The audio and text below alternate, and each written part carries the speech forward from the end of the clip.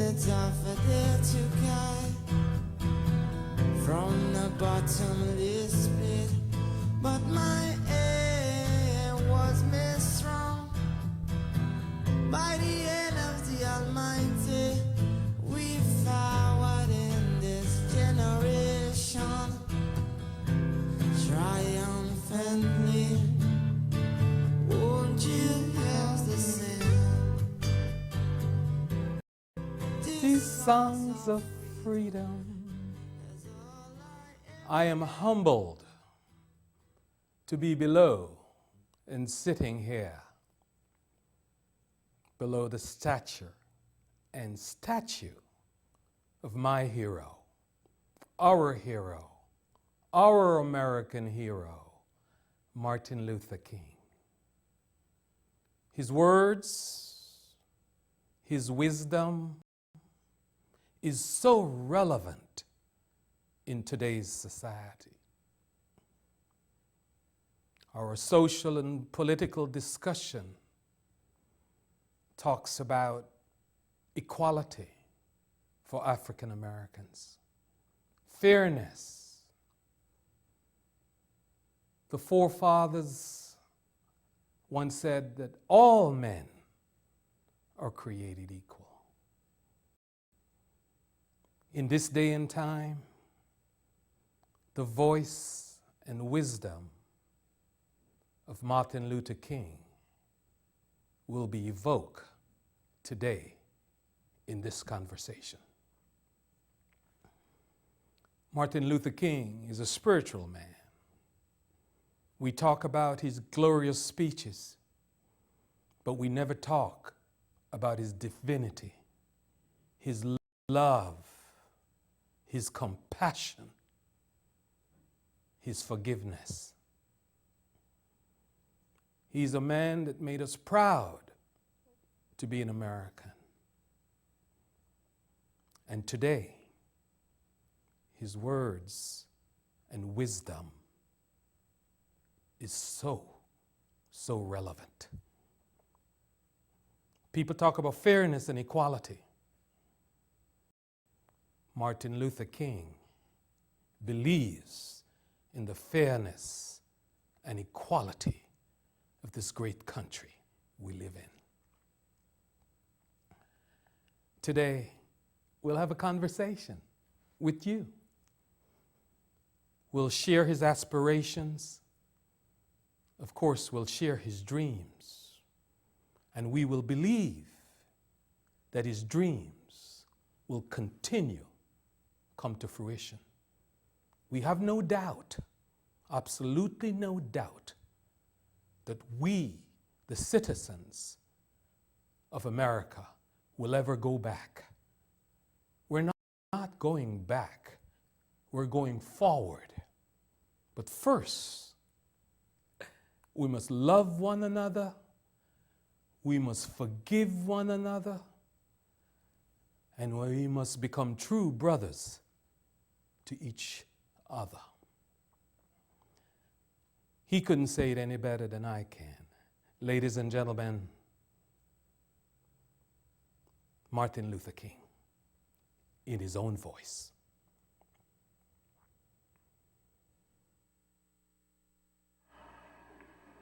It's so basic to me because it is a part of my basic philosophical and theological orientation, the whole idea of love, the whole philosophy of love. In the 5th chapter of the Gospel as recorded by St. Matthew, we read these very arresting words flowing from the lips of our Lord and Master. Ye have heard that it hath been said,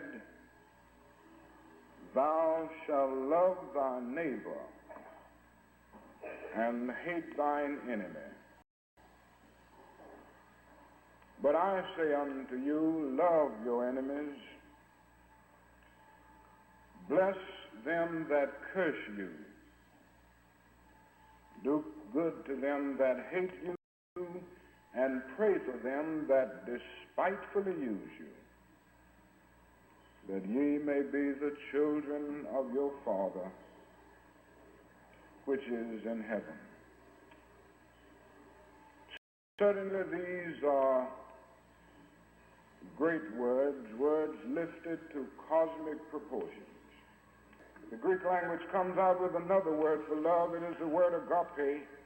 And agape is more than eros. Agape is more than philia. Agape is something of the understanding, creative, redemptive goodwill for all men. It is a love that seeks nothing in return. It is an overflowing love. It's what theologians would call the love of God working in the lives of men. And when you rise to love on this level, you begin to love men not because they are likable, but because God loves them. You look at every man and you love him because you know God loves him, and he might be the worst person you've ever seen. And this is what Jesus means, I think, in this very passage when he says, love your enemy. And it's significant that he does not say, like your enemy. Like is a sentimental something, an affectionate something. There are a lot of people that I find it difficult to like. I don't like what they do to me. I don't like what they say about me and other people. I don't like their attitudes. I don't like some of the things they're doing. I don't like them. But Jesus says, love them. And love is greater than like. Love is understanding, redemptive goodwill for all men, so that you love everybody because God loves them. You refuse to do anything that will defeat an individual because you have agape in your soul. And here you come to the point that you love the individual who does the evil deed while hating the deed that the person does. This is what Jesus means when he says, love your enemy. This is the way to do it. When the opportunity presents itself for you to defeat your enemy, you must not do it. So Jesus says, love, because hate destroys the hater as well as the hated. Now, that is the final reason I think that Jesus says, love your enemies. It is this, that love has within it a redemptive power. And that is a power there that eventually transforms individuals.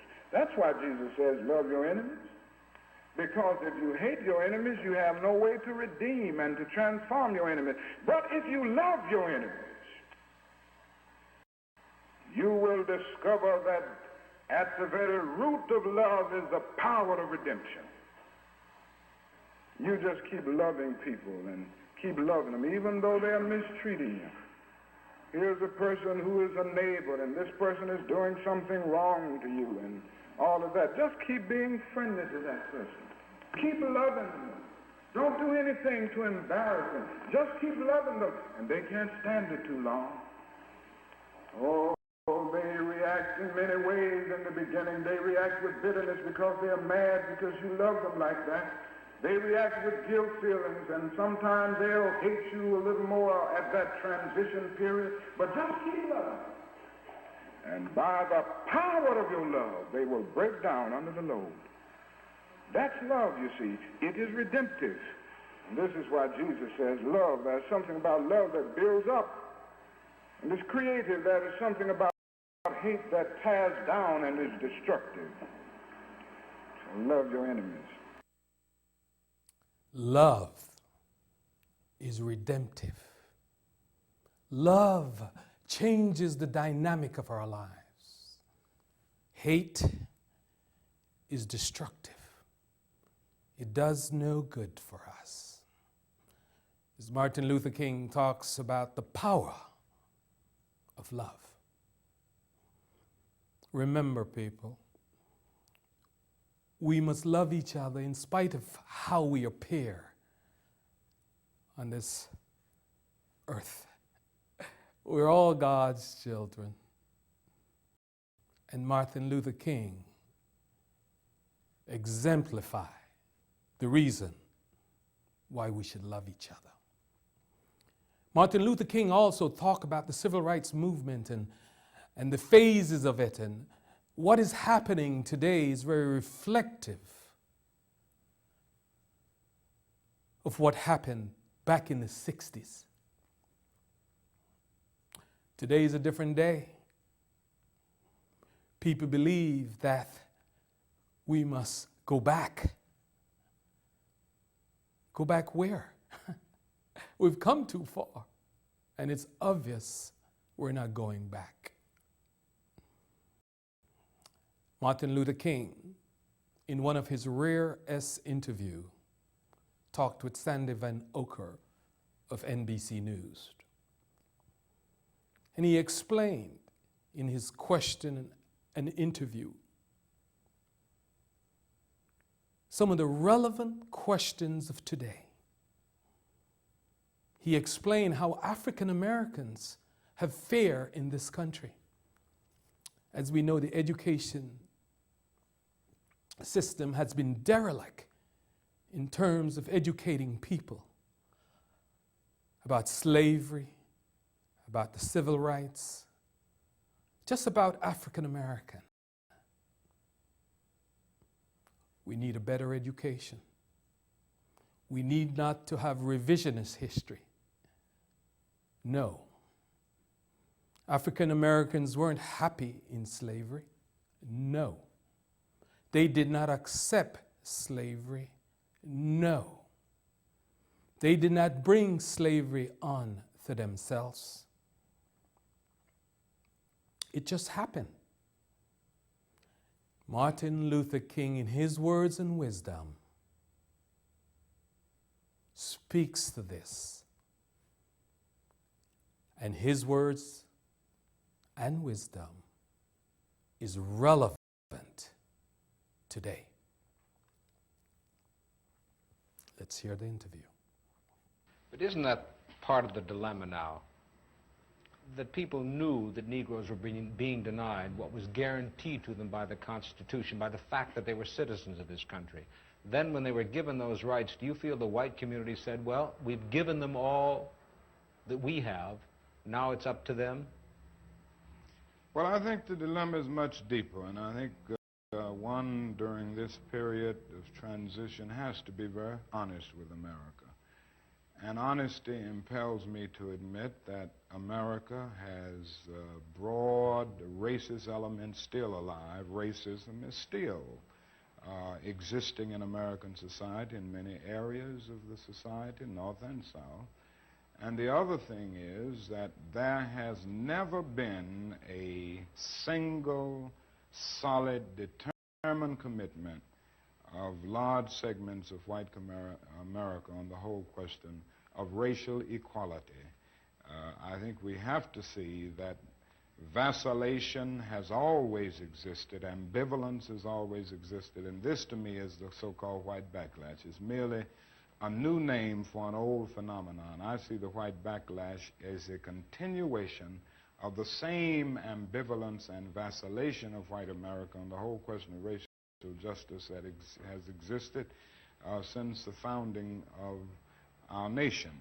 I think the other thing that we must see at this time is that many of the people who supported us in Selma, in Birmingham, were really outraged about the extremist behavior toward Negroes. But they were not at that moment, and they are not now, committed to genuine equality for Negroes. It's much easier to integrate a lunch counter than it is to guarantee an annual income, for instance, to get rid of poverty for Negroes and all poor people. It's much easier to integrate a bus than it is to make genuine integration a reality and quality education a reality in our schools. It's much easier to integrate even a public park than it is to get rid of slums. And I think we are in a new era, a new phase of the struggle, where we have moved from a struggle for decency, which characterized our struggle for 10 or 12 years, to a struggle for genuine equality. And this is where we are getting the resistance, because there was never any intention to go this far. People were reacting to Bull Connor, and to Jim Clark, rather than acting in good faith for the realization of genuine equality. Do you think white people in this country, and I'm talking about non-segregationists, people devoid or thinking they're devoid of racism, do you have any idea of what they want the Negro to be in America? Well, it depends on the level that we are talking here, because I think you have to make a distinction between the people who are genuinely and absolutely committed in the white community on the question of racial equality. And I must confess that I think they're in a very small minority. I think the vast majority of white Americans will go but so far. It's a kind of installment plan for equality, and they are always looking for an excuse to go but so far. Why are they looking for the excuse? What is it about the Negro? I mean, every other group that came as an immigrant somehow, not easily, but somehow got around it. Is it just the fact that Negroes are black? That's a part of it, and that grows out of something else. You can't thingify anything without depersonalizing that something. If you use something as a means to an end, at that moment you make it a thing and you depersonalize it. The fact is that the Negro was a slave in this country for 244 years. That was a willful thing that was done. The Negro was brought here and changed, treated in very inhuman fashion. And this led to the thingification of the Negro. So he was not looked upon as a person. He was not looked upon as a human being with the same status and worth as other human beings. And the other thing is that human beings cannot continue to do wrong without eventually rationalizing that wrong. So slavery was justified morally, biologically, theoretically, scientifically, everything else. And it seems to me that white America must see that no other ethnic group has been a slave on American soil. That is one thing that other immigrant groups haven't had to face. The other thing is that the color became a stigma. American society made the Negro's color a stigma, and that can never be overlooked. So I think these things are absolutely necessary. The other thing is that America freed the slaves in 1863 through the Emancipation Proclamation of Abraham Lincoln, but gave the slaves no land or nothing in reality, and as a matter of fact, to get started on. At the same time, America was giving away millions of acres of land in the West and the Midwest, which meant that there was a willingness to give the white peasants from Europe an economic base. And yet it refused to give its black peasants from Africa, who came here involuntarily in chains and had worked free for 244 years, any kind of economic base. And so emancipation for the Negro was really freedom to hunger. It was freedom to the winds and rains of heaven. It was freedom without food to eat or land to cultivate, and therefore it was freedom and famine at the same time. And when white Americans tell the Negro to lift himself by his own bootstraps, they don't look over the legacy of slavery and segregation. I believe we ought to do all we can and seek to lift ourselves by our own bootstraps, but it's a cruel jest to say to a bootless man that he ought to lift himself by his own bootstraps. And many Negroes, by the thousands and millions, have been left bootless as a result of all of these years of oppression and as a result of a society that deliberately made his color a stigma and something worthless and degrading. There are two themes there. Backlash and slavery. 246 years. We never bring that up when we talk about African Americans where they are today. The interviewer said, they're immigrants. African Americans were never immigrants. They were brought here as slaves. and choose segregation and the many things they went through. They never had a foothold. They never had land. They never had any opportunity. So we must make it very clear when we talk about African Americans and talk about other people that came to America. African Americans did not come here on their own. So when we think about it, we have to put it in the context of 246 years of slavery.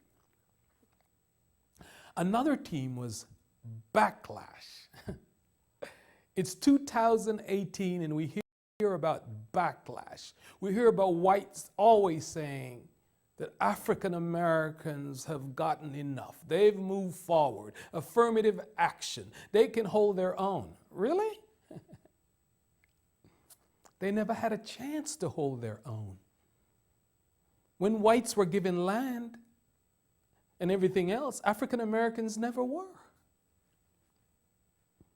You have to know your history to understand more about people of color, about African Americans.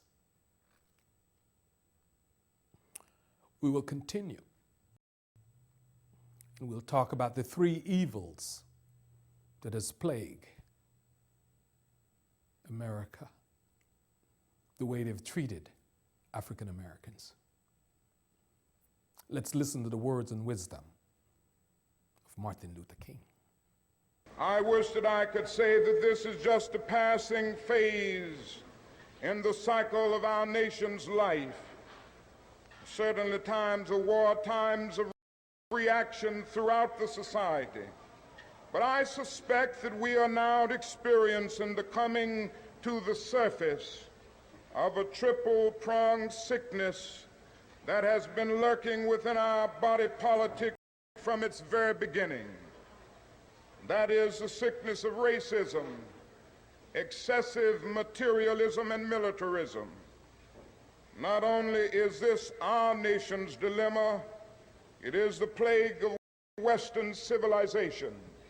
As early as 1906, W.E.B. Du Bois prophesied that the problem of the 20th century will be the problem of the color line. Now, as we stand 2/3 into this crucial period of history, we know full well that racism is still that hound of hell which dogs the tracks of our civilization. Ever since the birth of our nation, white America has had a schizophrenic personality on the question of race. She has been torn between selves, a self in which she proudly professed the great principles of democracy, and a self in which she madly practiced the antithesis of democracy. This tragic duality has produced a strange indecisiveness and ambivalence toward the Negro, causing America to take a step backward simultaneously with every step forward on the question of racial justice. To be at once attracted to the Negro and repelled by him, to love and to hate him. And there has never been a solid, unified, and determined thrust to make justice a reality for Afro-Americans. The step backward has a new name today. It is called the white backlash. But the white backlash is nothing new. It is the surfacing of old prejudices, hostilities, and ambivalences that have always been there. It was caused neither by the cry of black power, nor by the unfortunate recent wave of riots in our cities. The white backlash of today is rooted in the same problem that has characterized America ever since the black man landed in chains on the shores of this nation.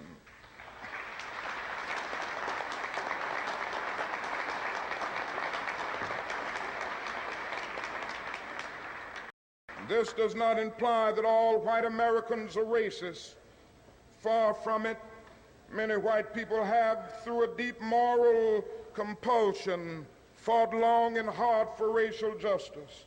Nor does it mean that America has made no progress in her attempt to cure the body politic of the disease of racism, or that the dogma of racism has not been considerably modified in recent years. However, for the good of America, it is necessary to refute the idea that the dominant ideology in our country, even today, is freedom and equality, while racism is just an occasional departure from the norm on the part of a few bigoted extremists. Racism can well be that corrosive evil that will bring down the curtain on Western civilization. Arnold Toynbee has said that some 26 civilizations have risen upon the face of the earth. Almost all of them have descended into the junk heaps of destruction. The decline and fall of these civilizations, according to Toynbee, was not caused by external invasions, but by internal decay. They failed to respond creatively to the challenges impinging upon them. If America does not respond creatively to the challenge to banish racism, some future historian will have to say that a great civilization died because it lacked the soul and commitment to make justice a reality for all men. The white backlash means not now, not never. Believe it. We talk about whites feeling that African Americans have moved so far ahead that they want to take back America. You've heard that term before. Take it back from who and from where? African Americans have been here longer than most whites. They've been the foundation to this country. They're not going anywhere. They have been part of this country until America truly accepts them and gives them the rights that they deserve. You don't have to worry about a backlash. You don't have to worry about putting anybody back in their place because they ain't going nowhere. They have the right to achieve freedom and liberty and the pursuit of happiness like any American. They're Americans too. Let's listen to the words and the wisdom of Martin Luther King as he explains this idea. Racism is still alive in American society and much more widespread than we realize. And we must see racism for what it is. It is the myth of the superior and the inferior race. It is the false and tragic notion that one particular group, one particular race is responsible for all of the progress, all of the insights, and the total flow of history. And the theory that another group or another race is totally depraved, innately impure, and innately inferior. And in the final analysis, racism is evil because its ultimate logic is genocide. Hitler was a sick and tragic man who carried racism to its logical conclusion. And he ended up leading a nation to the point of killing about 6 million Jews. And this is the tragedy of racism because its ultimate logic is genocide. If one says that I am not good enough to live next door to him, if one says that I am not good enough to eat at a lunch counter, or to have a good, decent job, or to go to school with him, merely because of my race, he is saying consciously or unconsciously that I do not deserve to exist.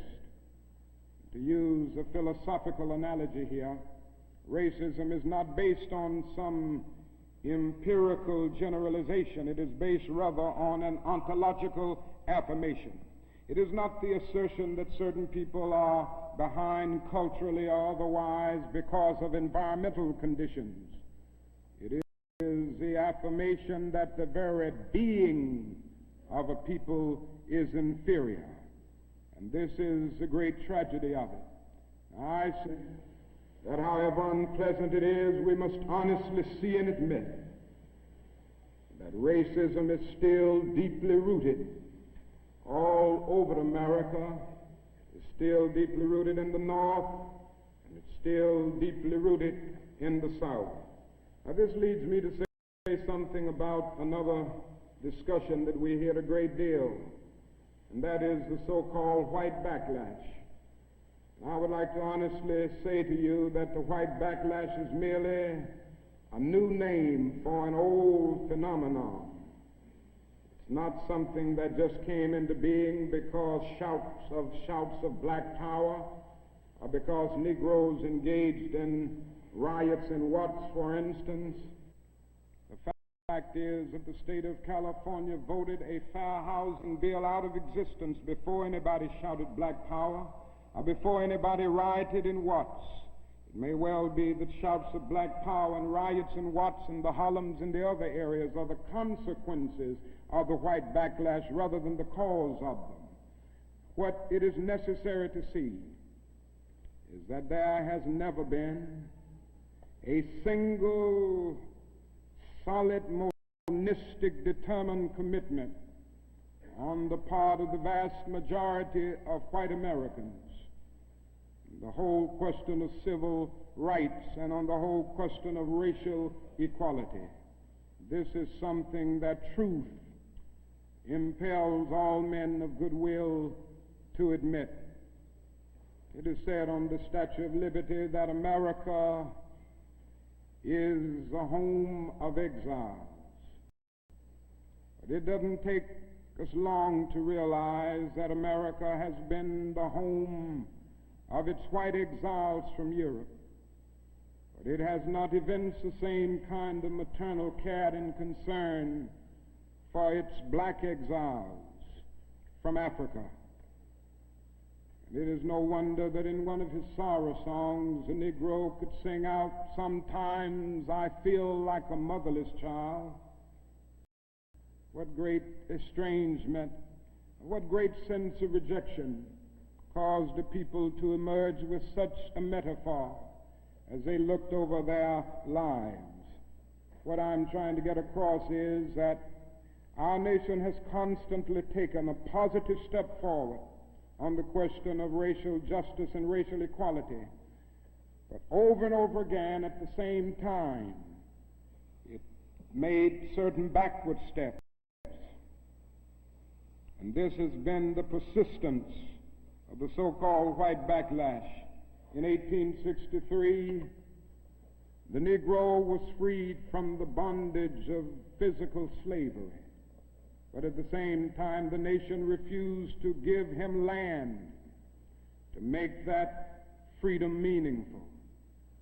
And at that same period, America was giving millions of acres of land in the West and the Midwest, which meant that America was willing to undergird its white peasants from Europe with an economic floor that would make it possible to grow and develop. And refused to give that economic floor to its black peasants, so to speak. And this is why Frederick Douglass could say that emancipation for the Negro was freedom to hunger, freedom to the winds and rains of heaven, freedom without roofs to cover their heads. He went on to say that it was freedom without bread to eat, freedom without land to cultivate. It was freedom and famine at the same time. But it does not stop there. In 1875, the nation passed a civil rights bill and refused to enforce it. In 1964, the nation passed a weaker civil rights bill. And even to this day, that bill has not been totally enforced in all of its dimensions. The nation heralded a new day of concern for the poor, for the poverty-stricken, for the disadvantaged, and brought into being a poverty bill. But at the same time, it put such little money into the program that it was hardly and still remains hardly a good skirmish against poverty. White politicians in suburbs talk eloquently against open housing, and in the same breath contend that they are not racist. Now all of this and all of these things tell us that America has been backlashing on the whole question of basic constitutional and God-given rights for Negroes and other disadvantaged groups for more than 300 years. The backlash, that word keeps coming up. The relevant words and wisdom of Martin Luther King. He talks about it as if it is happening today, and it is. We've gone back 2 steps. But you know what? I have a dream. Martin have a dream. We all have a dream, and we'll never stop dreaming that one day people will come together and be brothers in spite of the color of their skin. Of course, the classic speech, the dream speech on the Lincoln Memorial. You've seen it, you've heard it, but you never hear it enough. And today, we'll share it with you again. I'm humbled as I sit below the stature and statue of Martin Luther King. The dream, for you, for me, for America. 50 years ago, a great American in whose symbolic shadow we stand today signed the Emancipation Proclamation. This momentous decree came as a great beacon light of hope to millions of Negro slaves who had been seared in the flames of withering injustice. It came as a joyous daybreak to end the long night of their captivity. But 100 years later, the Negro still is not free. 100 years later, the life of the Negro is still sadly crippled by the manacles of segregation and the chains of discrimination. 100 years later, the Negro lives on a lonely island of poverty in the midst of a vast ocean of material prosperity. 100 years later,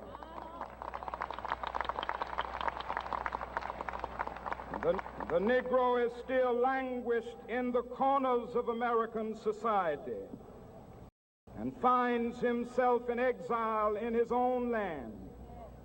And so we've come here today to dramatize a shameful condition.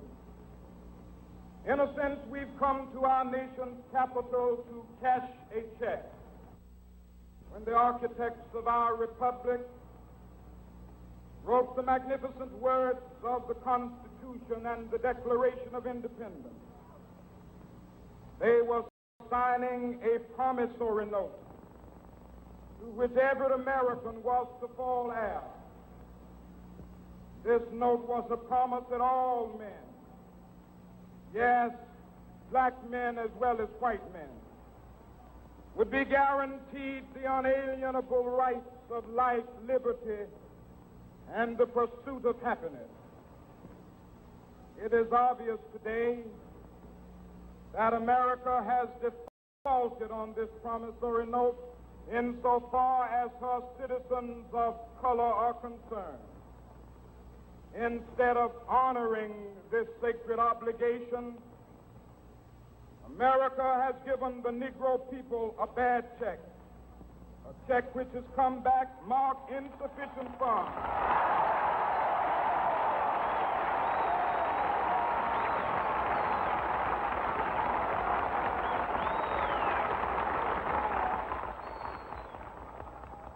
But we refuse to believe that the Bank of Justice is bankrupt.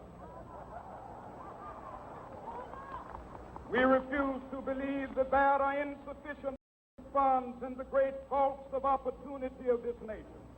So we've come to cash this check, a check that will give us upon demand the riches of freedom and the security of justice.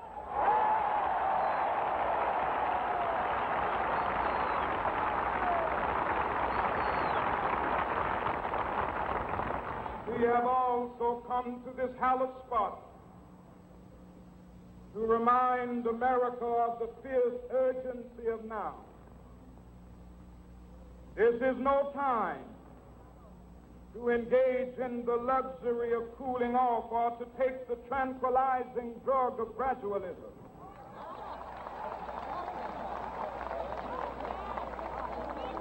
Now is the time to make real the promises of democracy. Now is the time to rise from the dark and desolate valley of segregation to the sunlit path of racial justice. Now is the time to lift our nation from the quicksands of racial injustice to the solid rock of brotherhood. Now is the time to make justice a reality for all of God's children.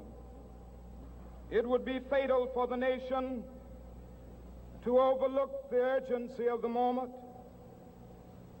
This sweltering summit of the Negro's legitimate discontent will not pass until there is an invigorating autumn of freedom and equality. 1963 is not an end, but a beginning. Those who hope that the Negro needed to blow off steam and will now be content will have a rude awakening if the nation returns to business as usual.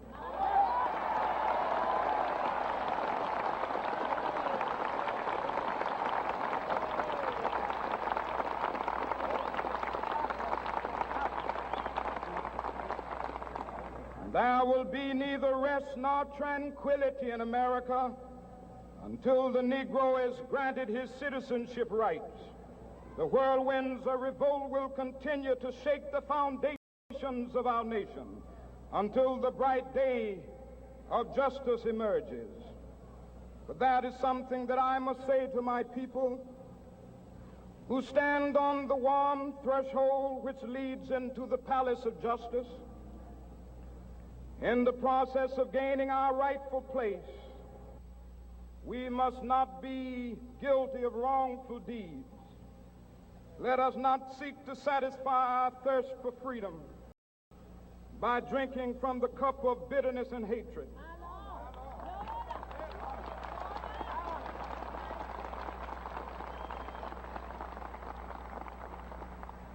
We must forever conduct our struggle on the high plane of dignity and discipline. We must not allow our creative protests to degenerate into physical violence. Again and again, we must rise to the majestic heights of meeting physical force with soul force. The marvelous new militancy which has engulfed the Negro community must not lead us to a distrust of all white people. For many of our white brothers, as evidenced by their presence here today, have come to realize that their destiny is tied up with our destiny.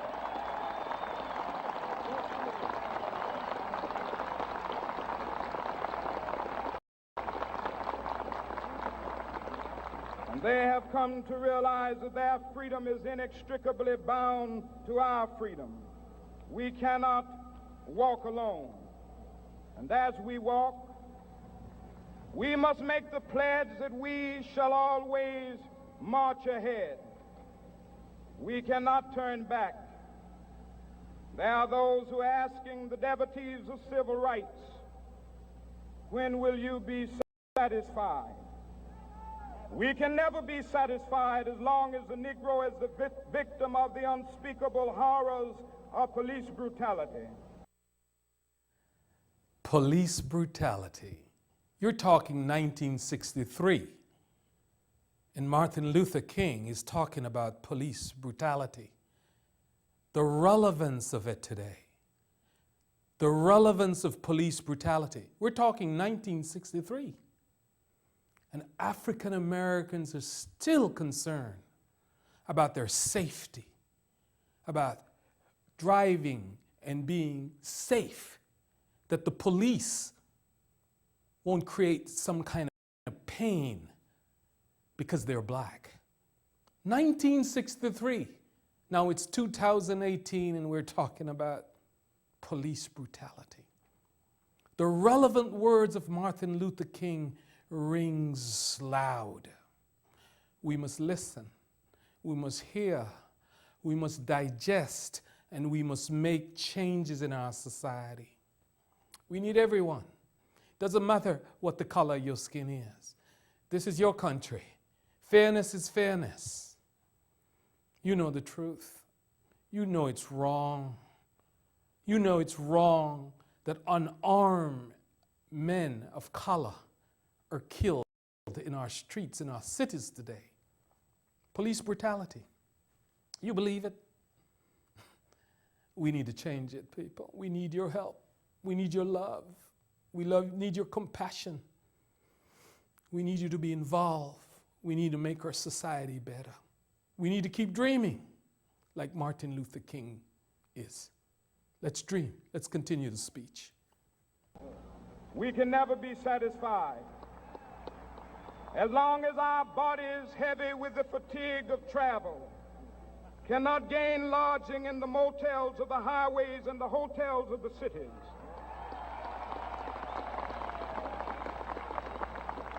We cannot be satisfied as long as the Negro's basic mobility is from a smaller ghetto to a larger one. We can never be satisfied as long as our children are stripped of their selfhood and robbed of their dignity by signs stating for whites only.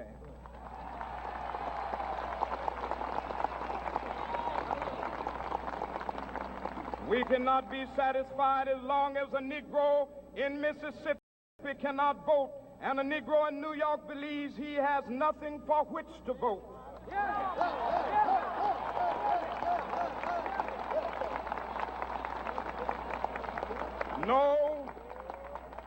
No, we are not satisfied, and we will not be satisfied until justice rolls down like waters and righteousness like a mighty stream.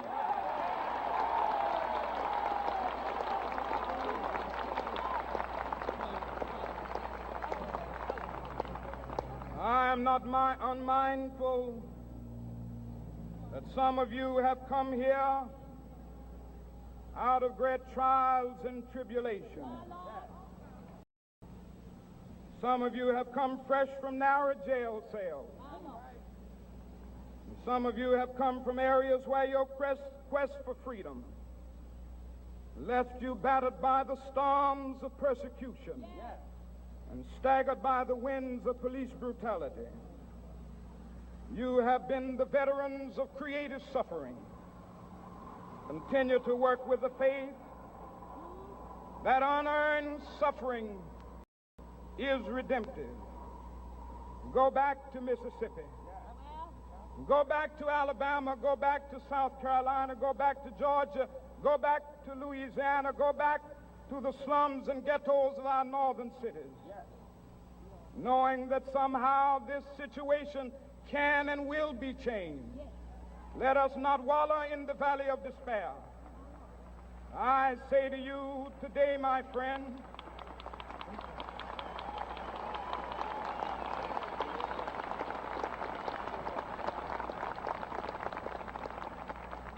So even though we face the difficulties of today and tomorrow, I still have a dream. It is a dream deeply rooted in the American dream. I have a dream that one day this nation will rise up and live out the true meaning of its creed. We hold these truths to be self-evident, that all men are created equal.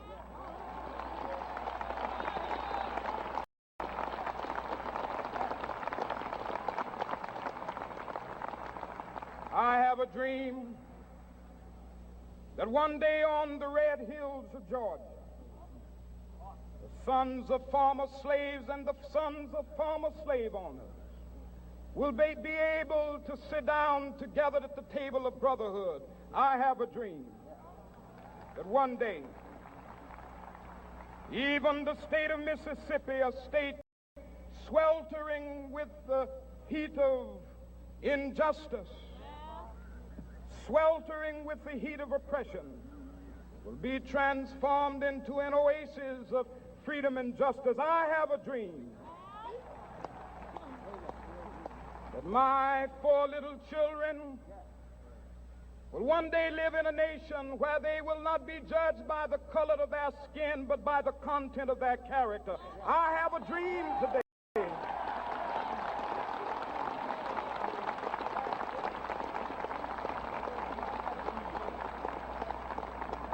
I have a dream that one day down in Alabama, with its vicious racists, with its governor having his lips dripping with the words of interposition and nullification, one day right there in Alabama, little black boys and black girls will be able to join hands with little white boys and white girls as sisters and brothers. I have a dream today.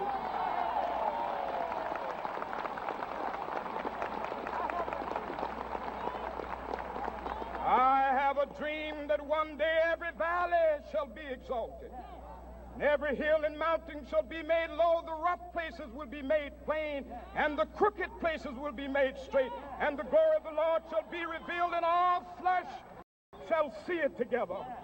This is our hope. This is a faith that I go back to the South with. With this faith, we will be able to hew out of the mountain of despair a stone of hope. With this faith, we will be able to transform the jangling discords of our nation into a beautiful symphony of brotherhood. With this faith, we will be able to work together, to pray together, to struggle together, to go to jail together, to stand up for freedom together, knowing that we will be free one day. This will be the day. This will be the day when all of God's children will be able to sing with new meaning, "My country, tears of thee. Sweet land of liberty, of thee I sing. Land where my fathers died, land of the pilgrim's pride. From every mountainside, let freedom ring. And if America is to be a great nation, this must become true. And so let freedom ring from the prodigious hilltops of New Hampshire. Let freedom ring from the mighty mountains of New York. Let freedom ring from the heightening Alleghenies of Pennsylvania. Let freedom ring from the snow-capped Rockies of Colorado. Let freedom ring from the curvaceous slopes of California. But not only that, let freedom ring from Stone Mountain of Georgia.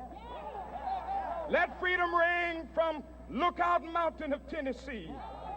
Let freedom ring from every hill and molehill of Mississippi, from every mountainside. Let freedom ring, and when this happens, and when we allow freedom ring, when we let it ring from every village and every hamlet, from every state and every city, we will be able to speed up that day when all of God's children, black men and white men, Jews and Gentiles, Protestants and Catholics, will be able to join hands and sing in the words of the old Negro spiritual, free at last, free at last. Thank God Almighty, we are free at last.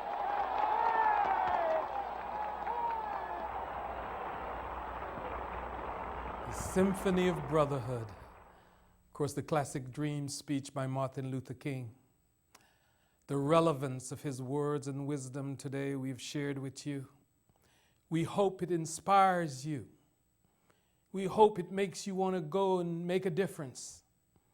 We hope it gives you purpose. We hope you look deeper into yourself and ask yourself, am I contributing to something negative, or I am making a difference? We hope today that the wisdom and words and the relevancy of Martin Luther King's words today ring loud or clear, gives us all hope, and make us want to be brothers and sisters in symphony. Be there for each other, support each other. It doesn't matter where we start. It doesn't matter what the color of our skin is. It doesn't matter where we came from. It just matters today that we live together in harmony and brotherhood in spite of what or where we started. Love one another. Forgive each other. Be at peace. Live your life. Give back.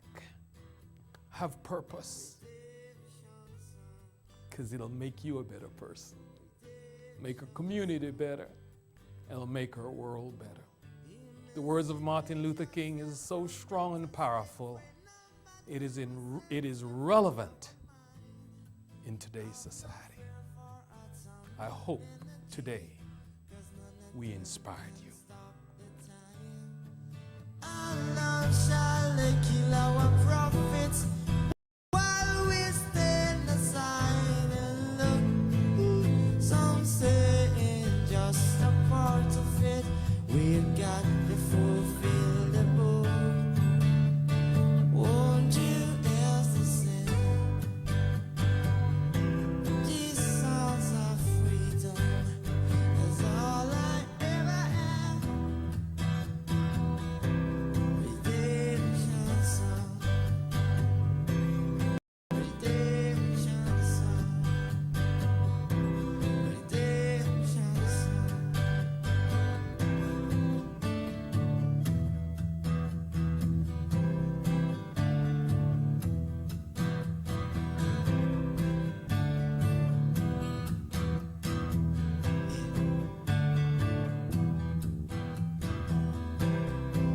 Emancipate yourself from mental slavery. Number two cells can free our mind. Whoa, have no fear for atomic energy, 'cause none of them